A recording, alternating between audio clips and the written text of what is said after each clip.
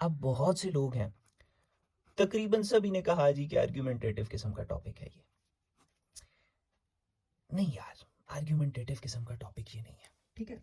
एक तो देखो इसमें ये वाला आंसर है, इसने ये कहा है कि an investment in knowledge page the best interest, कि भाई जो इन्वेस्टमेंट हमें बेस्ट सबसे अच्छा फायदा देती है तो वो इन्वेस्टमेंट नॉलेज के अंदर ही है। ये क्लेम इसने किया है, इसमें कोई शक भी नहीं है कि भाई सब इन्वेस्टमेंट से अच्छी कौन सी इन्वेस्टमेंट है, वो इन्वेस्टमेंट इन नॉलेज है। यहाँ तक तो ठीक है, ये एक बड़ा जबरदस्त आर्ग्यूमेंट है। मगर टॉपिक की नेचर देखो, आपको क्लियर स्टांस दे दिया एग्जामिनर ने, आपको क्लियर डायरेक्शन दे दी है एग्जामिनर ने। अब वो चाह रहा है कि आप एग्जामिनर को, पढ़ने वाले को इस टॉपिक पर परसुएड करो कि भाई नॉलेज के अंदर ही जो इन्वेस्टमेंट है वो बेस्ट इन्वेस्टमेंट है। तो ये जो ऐसे हुआ, ये ठहरो मैं एक तुम्हें मजे की बात बताता हूँ। इस तरह करते हैं, इस तरह बड़ी जबरदस्त समझ आएगी। ये आर्ग्यूमेंटेटिव नहीं हुआ, ये परसुएसिव हुआ। देखना बड़ी मजे की मैं भी आपको बात बताता हूँ किस तरह।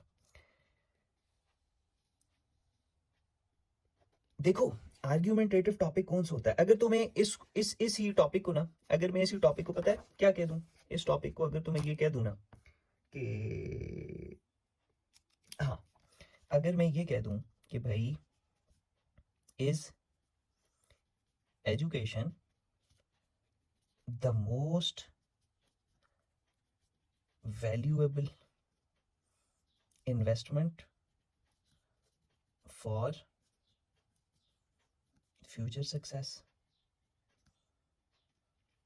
अब ये एक आर्ग्यूमेंटेटिव टॉपिक है, ठीक है। अगर तो यहाँ पर मैं ये कह दूं कि भाई does investing in knowledge yield the best returns या यील्ड्स दी बेस्ट इंटरेस्ट, या मैं कह दूं कि भाई does the return on investment in education, मैं कह दूं कि भाई जो हम इससे रिटर्न हासिल करेंगे, does the return on investment in education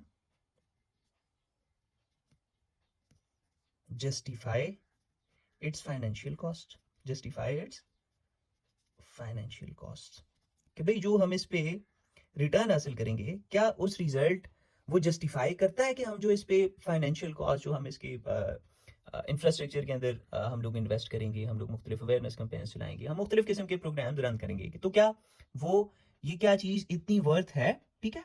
तो does investing in knowledge yield the best interest की क्या, या फिर मुख्तलिफ तरीके से जहां पर आपके पास ये ऑप्शन हो कि आप कहो भाई हाँ या ना या डिप्लोमेटिक रहो। मिसाल के तौर पर अभी हम